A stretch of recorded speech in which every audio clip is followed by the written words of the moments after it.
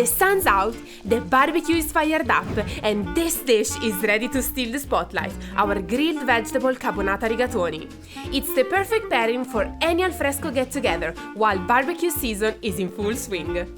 Start by adding the aubergine, courgette, red pepper and red onion to a tray. Then drizzle with Napolina olive oil and mix together, then grill for 20 minutes until soft and charred.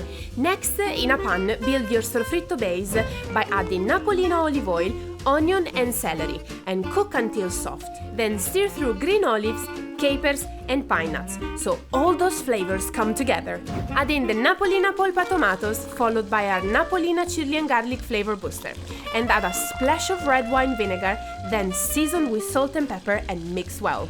Next, mix in the grilled vegetables, then toss in the cooked Napolina Rigatoni, folding together gently. Serve up in 2 bowls and finish with a little Parmigiano Reggiano and some fresh parsley and enjoy. Buonissimo!